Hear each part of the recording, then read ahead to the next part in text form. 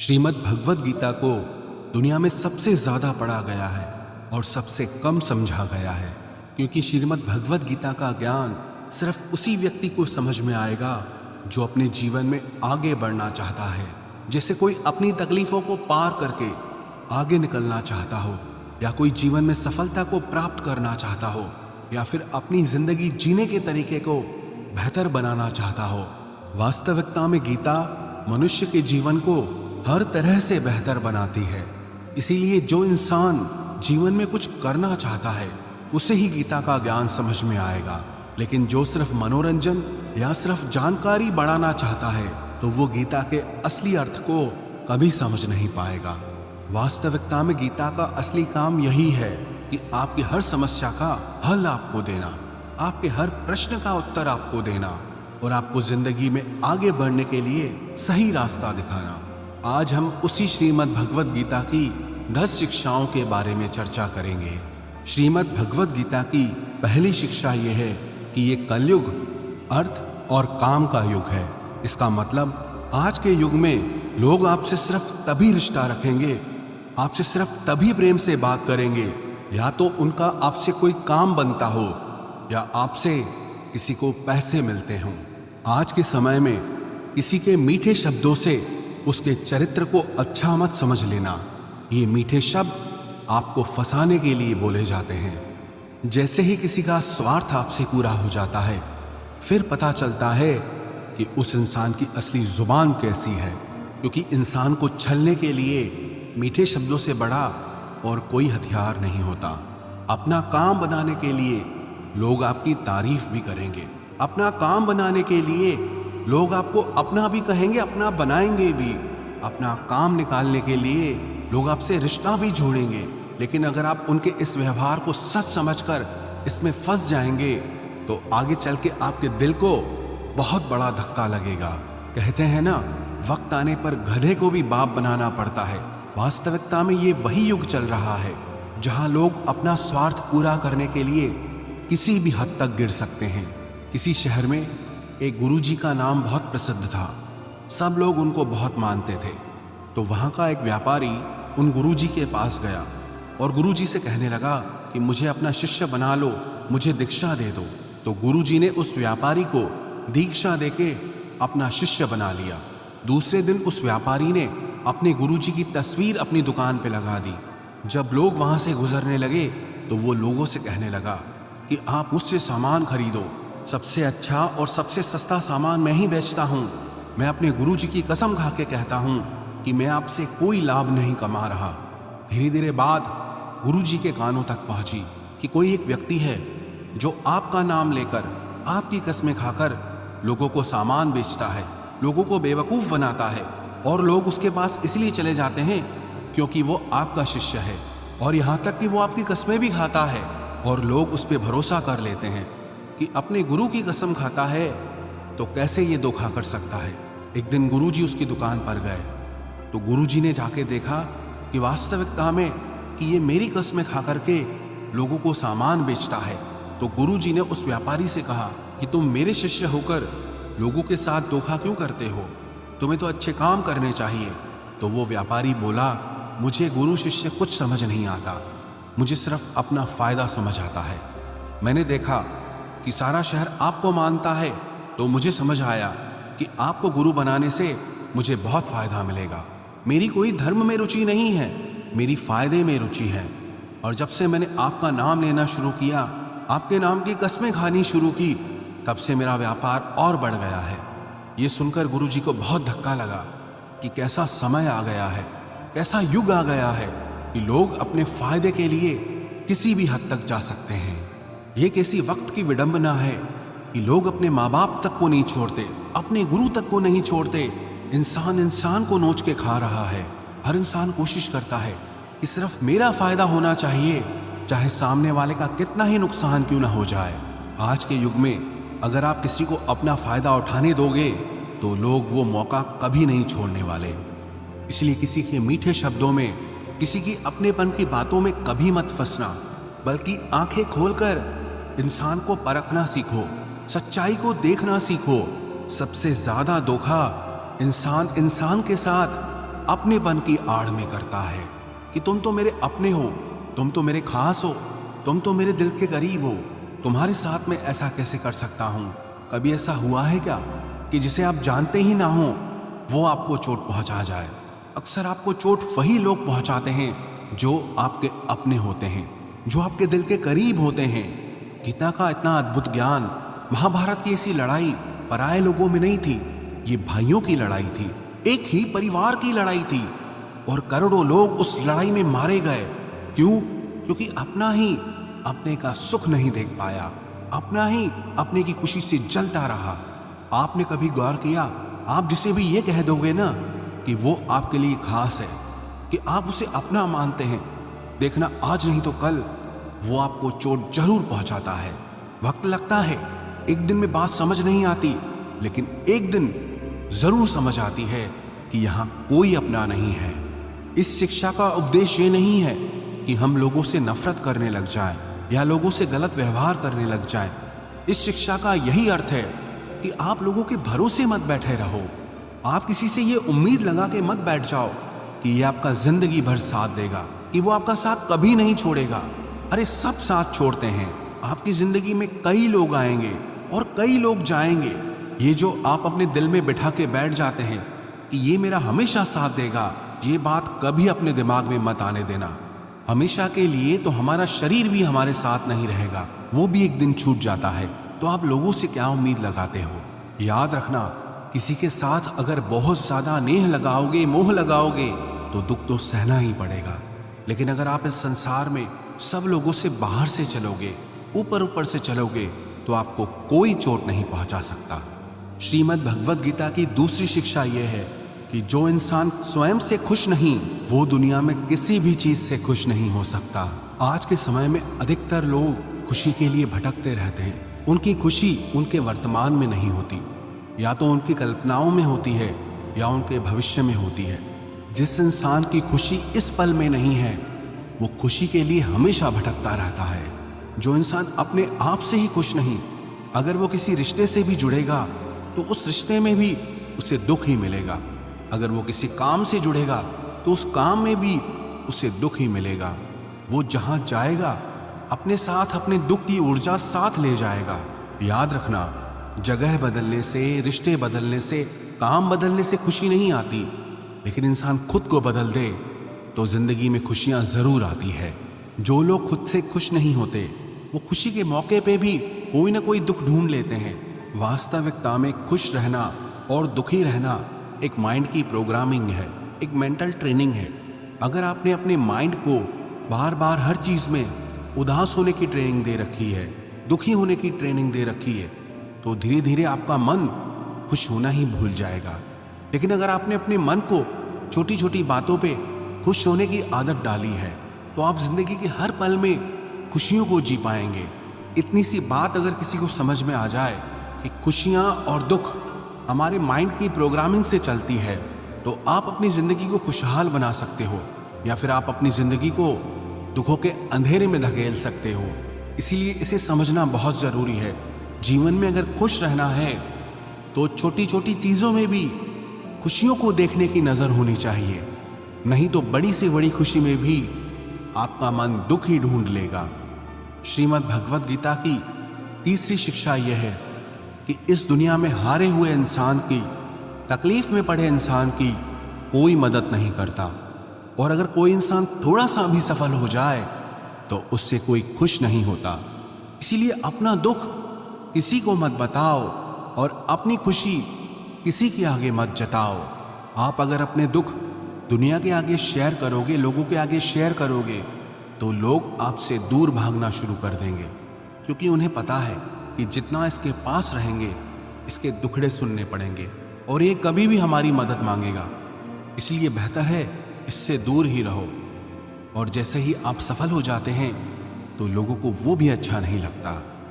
ये दुनिया भी बड़ी अजीब है, दुखी इंसान की मदद नहीं करती और जो इंसान खुश है उसे खुश नहीं रहने देती। उसकी खुशी से भी लोगों को तकलीफ होती है। आपने हजारों बार ये सुना होगा कि दुख में कोई किसी का साथी नहीं होता, तो भी लोगों को समझ नहीं आता, तो भी लोग दूसरों को जाके अपने दुख बताते हैं।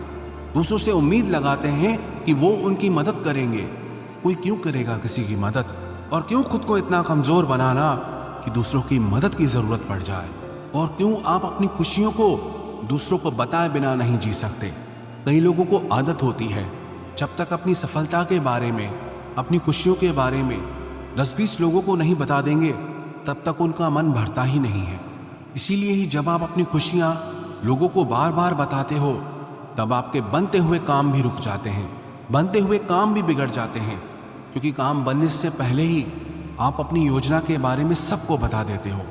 जब तक आप सफल हुए नहीं हो, किसी को कुछ मत बताओ। जब तक आपकी योजनाएं पूरी नहीं हुई हैं, किसी को कुछ मत बताओ। और जिस दिन आप सफल हो जाओगे, जिस दिन आपकी योजनाएं पूरी हो जाएंगी, तब आपको बताने की जरूरत ही नहीं पड़ेगी। लोगों को अपने आप आपकी सफलता दिख जाएगी। इसलिए चाहे आपकी खुशी हो, चाहे आपका दुख हो, उसे अपने तक ही रखना चाहिए। श्रीमद् भगवद गीता की चौथी शिक्षा यह है कि मनुष्य का आहार सात्विक और संतुलित होना चाहिए। कलयुगी आदमी कहीं भी कुछ भी खा लेगा। जिस इंसान को ये समझ नहीं कि क्या खाना चाहिए, कितना खाना चाहिए, कहाँ खाना चाहिए, कैसे खाना चाहिए, वो जीवन की ऊंचाइयों को कभी नहीं छू सकता। आजकल अधिकतर लोग बस स्वाद के पीछे पागल हो गए हैं। कई लोग तो कहते हैं हमारे शहर से 50-100 किलोमीटर दूर एक जगह है, वहाँ खाने का टेस्ट बहुत अच्छा है। दिल्ली से 2 घंटे दूर पराठे बहुत अच्छे मिलते हैं, वहाँ हम रेगुलरली पराठे खाने चाहते हैं। 2 घंटा जाना, 2 घंटा आना, सिर्फ एक छोटी सी जुबान के स्वाद के लिए। याद रखना, जो लोग कहीं से भी कुछ भी खा लेते हैं, उन्हें इस बात की समझ होनी चाहिए कि उस भोजन में, उस आहार में ना पवित्रता है, ना प्रेम है। उस व्यक्ति को आपसे कोई प्रेम नहीं है और उस आहार को बनाने में कोई पवित्रता का ध्यान नहीं रखा जाता। लेकिन लोगों को किसी बात से फर्क नहीं पड़ता, बस जुबान पे टेस्ट आना चाहिए। फिर चाहे हमको 10 दिन का सड़ा हुआ खाना खिलाया जाए, बस टेस्ट अच्छा होना चाहिए। चाहे उस खाने में गंदगी भरी हो, लेकिन हमारी जुबान को उसका टेस्ट अच्छा लगना चाहिए। आज के समय में लोगों के खाने पीने का कोई नियम नहीं है, कोई धर्म नहीं है। सुबह हो, दिन हो, शाम हो, रात हो, जब मन किया तब खाना है। चाहे शरीर बीमार ही क्यों ना हो जाए तो भी खाना है। चाहे बॉडी को सूट भी नहीं कर रहा तो भी खाना है। मैं नासिक गया था, वहां पर लोगों ने बताया कि यहाँ मिसल पाव खाने के लिए लोग 2 से 3 घंटे लाइन में खड़े रहते हैं। प्रणाम है ऐसे लोगों को जो एक जुबान के स्वाद के लिए घंटों लाइन में खड़े हैं। ऐसी और भी कई जगह है जहाँ पे लोग जुबान के स्वाद के लिए घंटों लाइन में खड़े रहते हैं। कमाल के लोग हैं। जब रास्ते पे गाड़ियां चलाते हैं तो ट्रैफिक में ऐसे भागते हैं जैसे दुनिया में कहीं कोई भूकंप आया हो। एक सेकंड भी लोगों से रुका नहीं जाता है। गाड़ियां एक दूसरे के ऊपर चढ़ा देनी है, बस हमें भागना है। लेकिन जब खाने की बात आती है तो लोग घंटों लाइनों में खड़े हो जाते हैं। आज के समय में लोगों ने जुबान के स्वाद को बहुत ज़्यादा इंपॉर्टेंस दे रखी है, जिसे खाना ही उनकी ज़िंदगी का लक्ष्य है। लेकिन श्रीमद् भगवद गीता सिखाती है कि इंसान जैसा आहार खाता है वैसा ही उसका मन होता है, वैसे ही काम करता है, वो वैसे ही एक्सपीरियंसेस को फील करता है। श्री कृष्ण कहते हैं कि सात्विक अन्न से मन सात्विक होता है, शांत होता है, खुश रहता है। और जो तामसी और राजसी आहार करते हैं उनका मन चिड़चिड़ा होने लगता है। ऐसे लोगों को बहुत जल्दी गुस्सा आ जाता है, मन भी अशांत रहता है। जो खाना आप अपने शरीर में डाल रहे हैं उससे हल्के में मत लेना। वही आपका विचार बनने वाला है और वही आपका अनुभव बनने वाला है। श्रीमद् भगवद गीता के 6ठे अध्याय में भगवान श्री कृष्ण ने अर्जुन को भोजन के बारे में विस्तार से बताया है कि भोजन 3 प्रकार का है, सात्विक, तामसिक और राजसी। सात्विक आहार आपके शरीर की उम्र को बढ़ाता है, आपके मन को सुख देता है, आपके माइंड में आपको सेटिस्फेक्शन देता है, जीवन को खुशी देता है और ऐसा आहार रसमय होता है। राजसी आहार दुख, शोक और रोग उत्पन्न करने वाला होता है। इसीलिए बहुत ज़्यादा गर्म, तीखा और जलन पैदा करने वाला खाना रजोगुणी आहार कहा जाता है। और जो खाना घंटों पहले बनाया गया हो, जीवों की हत्या करके बनाया गया हो, बहुत अपवित्रता से बनाया गया हो, बहुत ज़्यादा गर्म, बहुत ज़्यादा तीखा और खट्टा हो, या जिसमें नशीले पदार्थ डाले जाते हों, ऐसा खाना तमोगुणी आहार कहा गया है। और इनमें से जैसा आप खाना खाएंगे वैसे ही आपकी बुद्धि होगी, वैसे ही आपका जीवन बनने वाला है। इसलिए श्रीमद् भगवद गीता ये सिखाती है कि अगर आप जीवन में खुश रहना चाहते हो तो हमेशा सात्विक और संतुलित आहार ही करना चाहिए। श्रीमद् भगवद गीता की 5वीं शिक्षा ये है कि खुद को ऐसा कभी मत बनाओ कि लोग आपका इस्तेमाल करके चले जाएं। खुद को ऐसा कभी मत बनाओ कि लोग आपको चोट पहुंचाकर चले जाएं। अपने आप को कभी भी बेचारा बना के नहीं जीना चाहिए। इससे लोग आपको अच्छा नहीं मानेंगे बल्कि आपका फायदा उठाएंगे। आपको कैसा बनना है ये आप पे निर्भर करता है। अगर लोग आकर के आपको आसानी से चोट पहुंचा जाते हैं, आपका इस्तेमाल करके चले जाते हैं, तो आपको गौर करना चाहिए कि ऐसा क्या कारण है कि लोग आपको आसानी से चोट पहुंचा देते हैं। क्योंकि कई लोग दुनिया में ऐसे होते हैं जिनसे बात करने में भी लोगों को डर लगता है। जिस इंसान का मन मजबूत है उसे कोई चोट नहीं पहुंचा सकता, लेकिन जो इंसान मन से ही कमज़ोर है उसे चोट पहुंचाना बहुत आसान हो जाता है। इसलिए ये बहुत ज़रूरी है कि आपका मन मजबूत होना चाहिए, आपके विचार मजबूत होने चाहिए। कमज़ोर मन और कमज़ोर विचारों के साथ जियोगे तो जगह जगह आपको चोट ही लगती रहेगी। इसलिए अपने आप को ऐसा कभी मत बनाओ कि आपको कोई भी चोट पहुंचा के चला जाए। श्रीमद् भगवद गीता का 6वां उपदेश ये है कि मनुष्य को दुष्कर्म का त्याग करके हमेशा सत्कर्म करते रहना चाहिए। जब मनुष्य किसी भी कर्म को सिर्फ और सिर्फ अपने स्वार्थ के लिए ही करता है, तब वो अपने स्वार्थों की पूर्ति करते करते कब दुष्कर्मों में लग जाता है, कब बुरे कर्मों में लग जाता है, उसे पता ही नहीं चलता। लेकिन जब कर्म को करते हुए मन में निस्वार्थ भाव आता है, लालच का भाव नहीं आता, तो वो इंसान बुरे कर्मों से बचा रहता है। क्योंकि लालच ऐसी चीज़ है जो अच्छाई और बुराई की समझ खत्म कर देती है, सही गलत का फर्क मिटा देती है। इसलिए जो इंसान अपनी लालच, अपना स्वार्थ नहीं छोड़ सकता, वो कभी किसी का भला नहीं कर सकता। ऐसा इंसान न समाज की सेवा कर सकता है, न लोगों की सेवा कर सकता है, न अपने देश की सेवा कर सकता है। क्योंकि उस इंसान का लक्ष्य सिर्फ और सिर्फ अपना फायदा निकालना होता है, सिर्फ अपना पेट भरना होता है। एक लालच से भरा हुआ प्राणी जुर्म करने में भी देर नहीं करता, कोई अपराध करने में भी देर नहीं करता। इसलिए जीवन में अपने स्वार्थ से थोड़ा ऊपर उठकर जीना चाहिए। क्योंकि कर्म का चक्कर ऐसा है, जिसने जो किया है उसका फल उसे ज़रूर मिलता है। जिसने जो बीज बोया है उसका फल उसे ज़रूर मिलेगा। अगर किसी ने कांटे बोए हैं तो उसे कांटे ही मिलेंगे। अगर किसी ने फूल बोए हैं तो जिंदगी भी उसका फूलों की तरह स्वागत करेगी। श्रीमद् भगवद गीता का 7वां उपदेश है कि जिस इंसान को अपनी जिंदगी में, अपने आसपास की दुनिया में, अपने रिश्तों में हमेशा सब कुछ बुरा ही दिखाई देता है, सब कुछ गलत ही दिखाई देता है, ऐसा इंसान बहुत जल्दी ही डिप्रेशन में चला जाता है। जो इंसान अपनी जिंदगी में एक भी खुशी नहीं ढूंढ पाया, खुश रहने का एक भी कारण नहीं ढूंढ पाया, उसके हैप्पी हार्मोन्स धीरे धीरे कम होने लगते हैं और अकेलापन, उदासी, डिप्रेशन उसके जीवन में बढ़ने लगते हैं। माना कि बाहर की परिस्थितियों को आप कंट्रोल नहीं कर सकते, लेकिन उन परिस्थितियों में आपको खुश रहना है या आपको दुखी होना है, ये पूरा चुनाव सिर्फ आपका है। कई लोग कहते हैं कि ऐसी परिस्थितियों में कोई कैसे खुश रह सकता है, तो फिर दुखी रहो। और अगर दुखी रहना नहीं पसंद तो फिर अपनी परिस्थितियों को बदलने की कोशिश करो। और कोई ऑप्शन नहीं है आपके पास, या तो जो परिस्थिति चल रही है उसमें खुश रहो। अगर वो परिस्थिति पसंद नहीं आ रही है तो उस परिस्थिति को बदल दो। लेकिन अगर आप दोनों नहीं कर पा रहे तो आप हमेशा पिसते रहोगे, क्योंकि ना तो आप परिस्थिति बदल पा रहे हो, ना ही आप अपने विचार बदल पा रहे हो। खुश रहना है तो दोनों में से एक चीज तो बदलनी ही होगी, या तो परिस्थिति बदलो या फिर अपने मन के विचार बदलो। और अगर दोनों नहीं बदल सकते तो फिर दुखी रहने के लिए तैयार रहो। श्रीमद् भगवद गीता की 8वीं शिक्षा यह है, किसी बेकसूर इंसान के साथ धोखा करना, उसका बेवजह जानबूझकर दिल दुखाना इस दुनिया का सबसे बड़ा पाप होता है। श्री व्यासदेव जी महाराज, जिन्होंने महाभारत की रचना की, 18 पुराणों की रचना की, उनसे किसी ने पूछा कि आपने इतने सारे शास्त्र लिखे, इतनी किताबें लिखी, इतना कोई कैसे पढ़ सकता है?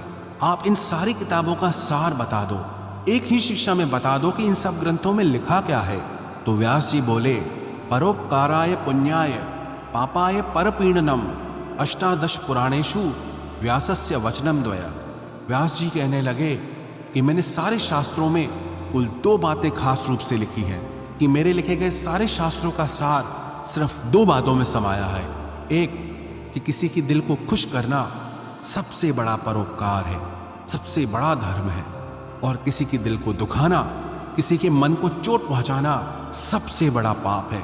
श्रीमद् भगवद गीता की 9वीं शिक्षा यह है कि जब तक आप औरों से सम्मान की उम्मीद करते रहोगे तब तक आपका अपमान होता ही रहेगा। जब तक आपको ये इच्छा है कि कोई आपकी कदर करे तब तक आपकी कोई कदर नहीं करेगा। सम्मान चाहने वाले का अपमान निश्चित ही होता है। आप कभी गौर करना, जिस इंसान को सम्मान की सबसे ज्यादा लालच होती है वो इंसान जगह जगह पर खुद को अपमानित महसूस करता है। वो कहते हैं ना कि शादियों में फूफाजी मुंह बना लेते हैं, हर चीज पे खुद को अपमानित महसूस करते हैं। क्यों?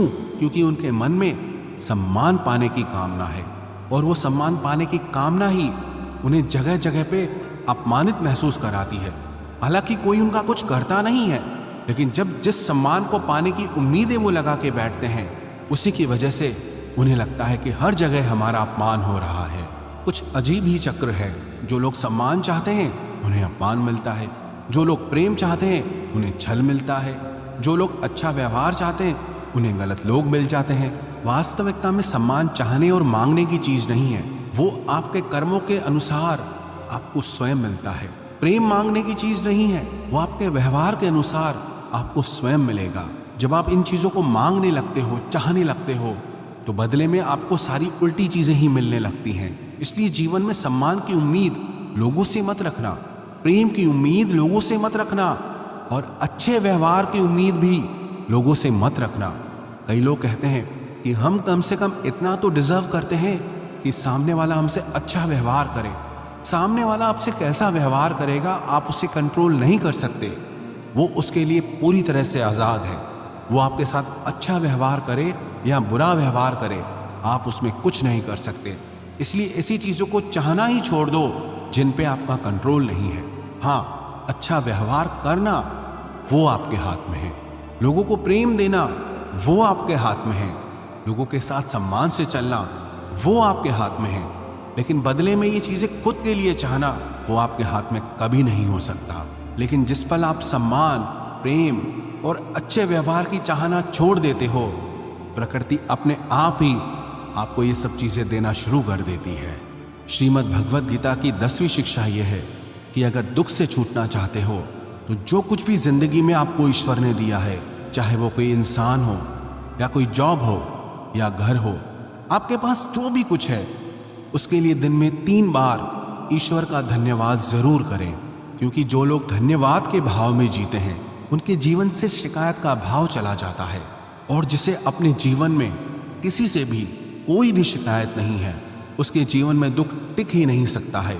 सिंपल सा गणित है, अगर आपके जीवन में 100% धन्यवाद का भाव है, ग्रेटिट्यूड का भाव है, तो शिकायतें और मन की तकलीफें 0% पे रहेगी। लेकिन अगर आपके जीवन में 50% धन्यवाद का भाव है, 50% शिकायतें हैं, तो जीवन में दुख और सुख दोनों आते जाते रहेंगे। लेकिन अगर आपकी जिंदगी में 100% शिकायतें ही शिकायतें हैं और 0% धन्यवाद का भाव है, तो आपका मन हमेशा दुखी रहेगा। क्या आपको पता है कि दुख भी जगह ढूंढता है कि इस इंसान को हर बात से तकलीफ होती है, ये मेरा पक्का ग्राहक है, अगर मैं इसके पास जाऊंगा तो ये बाहें खोल के मेरा स्वागत करेगा, क्योंकि इससे हर चीज से तकलीफ होती है। याद रखना, जीवन में शिकायतें जितनी ज्यादा होगी दुख भी उतना ज्यादा होगा, और जिंदगी में जितना धन्यवाद का भाव होगा, ग्रेटिट्यूड का भाव होगा, जीवन उतना ही आनंद से भर जाएगा। ईश्वर को धन्यवाद हम ईश्वर के लिए नहीं करते हैं, हम खुद के लिए करते हैं। हम ये रियलाइज करने के लिए करते हैं कि कईयों को वो सब कुछ नहीं मिला जो ईश्वर ने, प्रकृति ने हमको दिया है। एक व्यक्ति तपती हुई धूप में चला जा रहा था, बहुत गरीब था, पैरों में पहनने के लिए चप्पल भी नहीं थी, ऊपर से तेज धूप पड़ रही है और गर्मी से उसके पैर जल रहे हैं। वो धूप में चला जा रहा था और ईश्वर से शिकायत कर रहा था कि हे ईश्वर, ये है तेरा न्याय, मुझे इतना गरीब बनाया है, क्या दिया है तुमने मुझे, इतनी तेज धूप है और मेरे पास पैरों में पहनने के लिए चप्पल तक नहीं है। वो ईश्वर से शिकायतें कर ही रहा था, तभी उसके सामने से एक व्यक्ति गुजरा जो जमीन पे घसीट घसीट के चल रहा था, क्योंकि उसके पास पैर ही नहीं थे। जब उस घसीटते हुए व्यक्ति को उसने देखा तो उसका मन उसी समय धन्यवाद से भर गया कि हे ईश्वर, तेरा लाख लाख धन्यवाद है कि कम से कम मैं अपने पैरों पे तो चल पा रहा हूं। इस बेचारे के पास तो पैर भी नहीं है। जीवन में जब भी शिकायत आए ना, तो एक बार उन लोगों पे नजर जरूर डालना जो वो सब हासिल करने में लगे हुए हैं जो ईश्वर ने आपको दिया है। चॉइस आपकी है। अगर आप जिंदगी से शिकायतें करोगे तो दुख आपका साथी बन के खड़ा हो जाएगा। अगर आप अपनी जिंदगी को ग्रेटिट्यूड से, धन्यवाद से भर दोगे तो आपकी पूरी जिंदगी आनंद से भर जाएगी। पूरे विश्व में